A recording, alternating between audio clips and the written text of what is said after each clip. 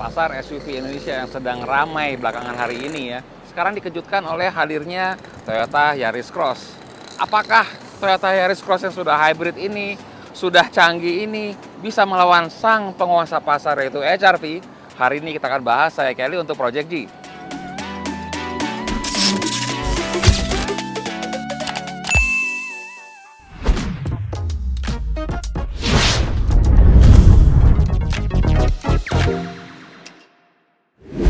Oke, untuk ngebandingin dua mobil yang gemesin ini, saya ditemani sama rekan saya Dani. Halo. Dan apa kabar Dan? Oke. Nah, lo udah ngelihat dua mobil ini Dan. Menurut lo, waktu pertama kali lo lihat dua mobil ini gimana gitu? Buat mobil ini sih emang kelasnya punya segmen sendiri-sendiri sih emang ya.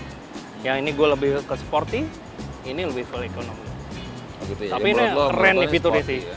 Menurut lo ini sporty, ini lebih ke Full ekonomi. value untuk ekonomi gitu ya. Oh, ini mungkin karena ini hybrid ya. Gitu. Dia hybrid. Udah dengar katanya karena inden Innova Zenix tuh banyak banget, akhirnya Toyota ngeluarin Yaris Cross ini Dan untuk kedua mengisi dia inden tersebut. Dia best value for money. Dia lebih versi hematnya dari Zenix. Tapi kan sistem hybridnya sama ya. Waktu kita pernah cobain waktu itu dan di sini udah power hybrid ya.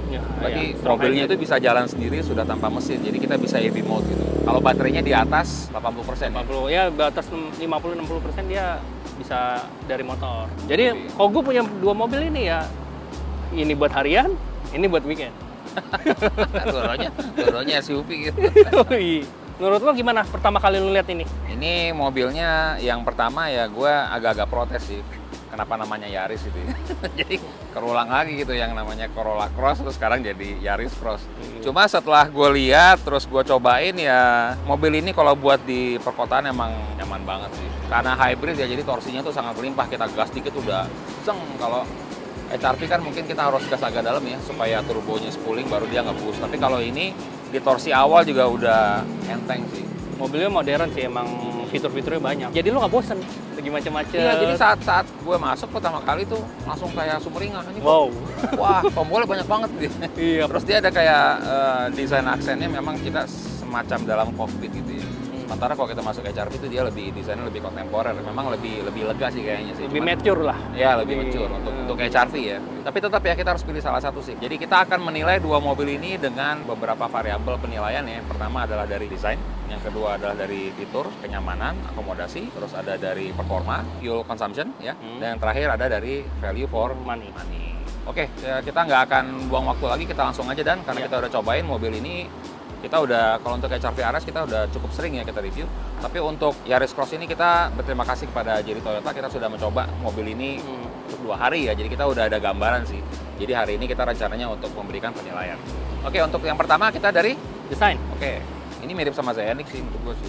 Desain Zenix, lampunya kayak Veloz Mirip ya. Zenix, terus ada vibe Veloznya juga. Oke, menurut lo gimana? Desain gue lebih suka ini, lebih fresh. Oh, lebih fresh ya? Iya, lebih fresh. Kalau menurut gue desain ini gue suka sih. Kalau sekilas gue ngeliatnya kayak Innova Zenix dikecilin gitu ya. Iya. Tapi gue depan ini gue suka nih. Jadi dia walaupun sama, dia model trapesium, tapi dia agak ke dalam. Nah ini kayak powerful kelihatannya gitu. Ini memberikan kesan powerful. Terus dia bebas dari krom-kroman. Ini gue suka gitu ya. Hampir kayak Corolla Cross sih ya. Tapi apa tuh? HR-V itu, kalau gue sebenarnya lebih prefer desain HR-V yang biasa dibandingin yang RS. Nah justru gue lebih suka yang ini. Oh gitu ya. Yang ini biasa kalau udah gue, umum gitu loh. Iya, kalau ini menurut gue mirip-mirip sama WRV nih.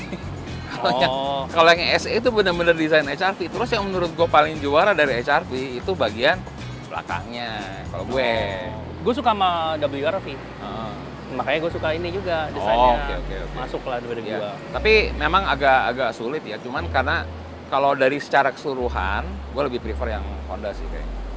Gue sih Toyota. Oke, berarti sama ya. Kita kayaknya nggak sesuai nih, nggak bareng. Oke, yang kedua dari fitur.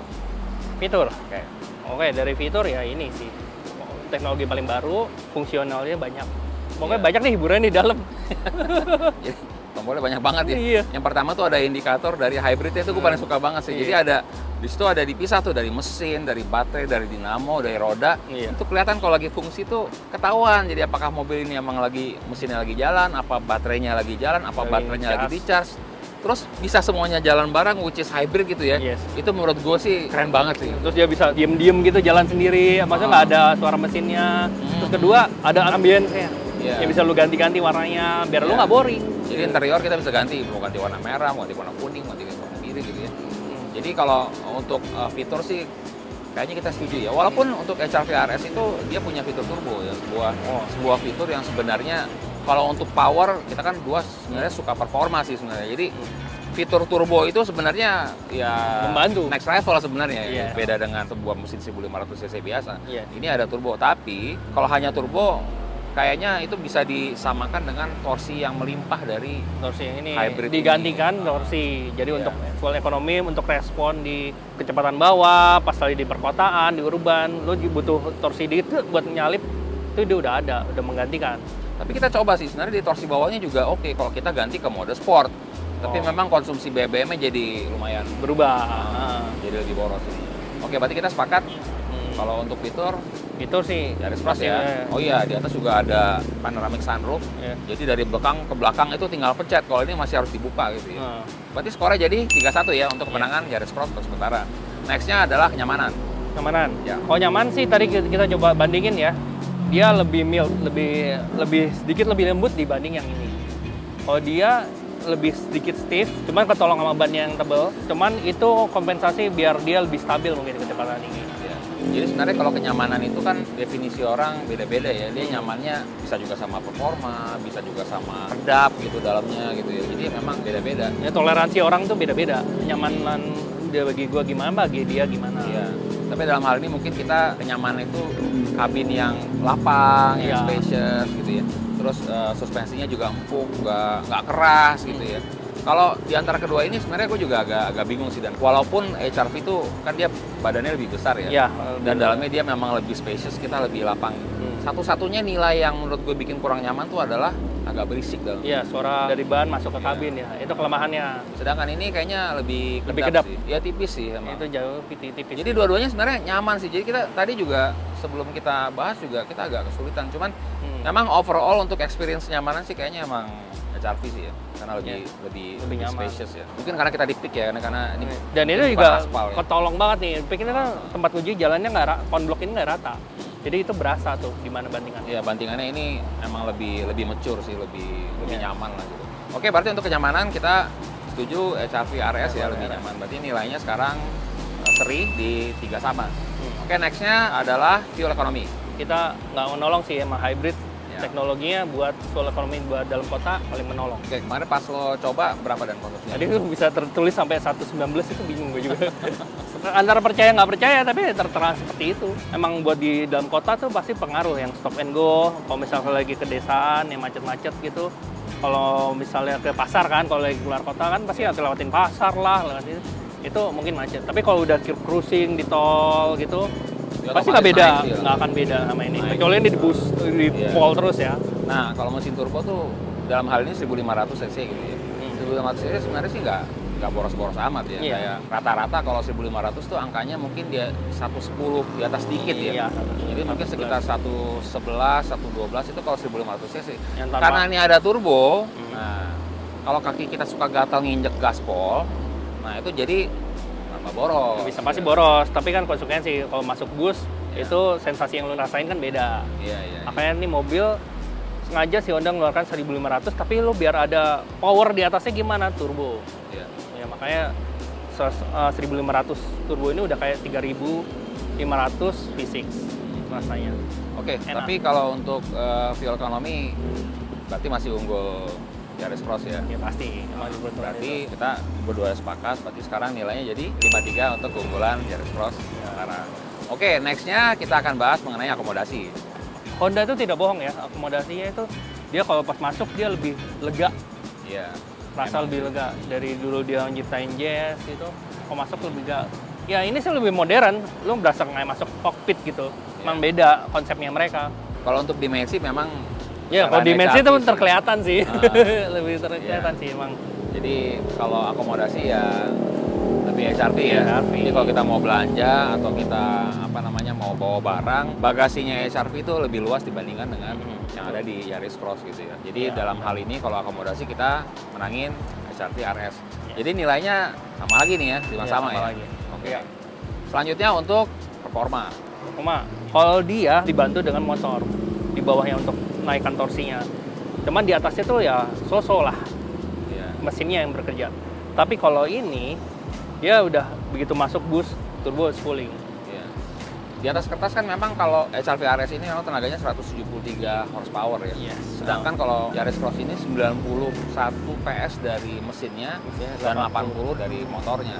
Tapi memang dalam hal ini kalau kita tarik mobilnya, kita drag race gitu ya. Iya. Di atasnya sih kayaknya Atasnya sih pasti makan ini. iya.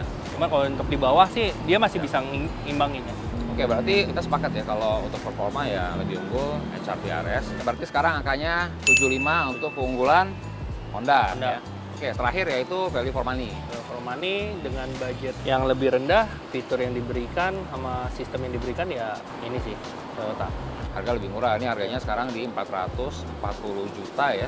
Untuk yang hybrid GR S ya. Kalau yang HR-V RS sekarang harganya sudah di atas 500 juta ya. Tapi kalau dari sisi harga jual kan kalau hybrid, nah kalau Indonesia tuh kalau hybrid tuh harganya agak turun tuh. Jadi kita beli lebih mahal dan jualnya lebih murah gitu. Ngedrop. Orang-orang Indonesia pada takut, wah udah hybrid ini baterainya udah inilah. Jadi harga jualnya pasti lebih jatuh. Ini nggak sejatuh yang itu. Iya. Tapi kan dalam hal ini memang harga itu menjadi faktor utama ya kan saat kita beli soalnya. Jadi kan ini memang harganya lebih murah, teknologinya juga lebih banyak, mobilnya lebih irit dan juga dia punya brand Toyota ya. Jadi kalau dari part harusnya tidak terlalu khawatir dan harusnya nggak perlu khawatir harga jatuh-jatuh banget sih. Dan juga dia garansinya 8 tahun. Jadi baterai 8 tahun ya. Gila emang. Oke, berarti sepakat ya, aku juga kalau performa ini soalnya lebih mau nggak mau emang bener sih emang. Iya. Oke, berarti nilainya jadi sama.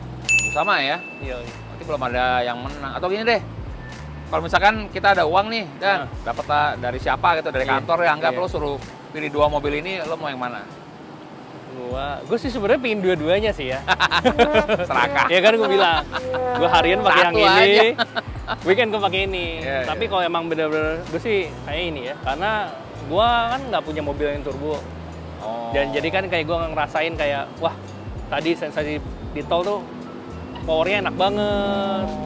Kalau gue sih kayaknya ini sih, karena kan gue udah punya mobil turbo. Iya. Dan ini irit banget sih emang sih, 119, Bo. Waduh. Tapi kenapa ya, gue lebih suka, mungkin jiwa gue sedikit lebih muda ya, gue lebih suka performa ya. Jadi kayak, wah gue tanpa effort bisa weekend, tapi mobilnya nyaman. Tapi kalau mobil harian juga ada dong. Ada. Gue juga ada mobil harian sih, cuman ini kayaknya kalau buat di Jakarta tuh kayaknya pas banget sih. Emang pas sih. Clearance tinggi gitu ya, terus bensinnya irit gitu ya. Yes. Ya berarti kita berseberangan lagi. Iya, nggak apa-apa sih. Cuma kan orang punya ideologi beda-beda. Enggak, kalau dalam hal ini mungkin kebutuhan ya, karena kebetulan saya udah punya mobil yang performa, ya ini belum kepengen yang turbo. Belum yang irit-irit, udah ada yang lebih irit ya, kayak roda 2. Jadi aman. Ya udah, berarti kayaknya memang seri sih ya. Karena nggak enak juga sih bikin comparison ini seri, cuman kita bandingin juga akhirnya kita tambahin juga masih seri juga. Iya, masih seri juga sih emang. Tapi ya emang kenyataan sih begitu. Jadi memang kedua mobil ini ada keunggulan dan kelemahannya masing-masing ya. Yes. Bagaimana dengan pendapat Anda? Anda setuju nggak dengan kita berdua? Apa Anda lebih prefer yang lebih irit atau yang lebih performa dan lebih wah kalau kita lihat di jalan? Saya Kelly.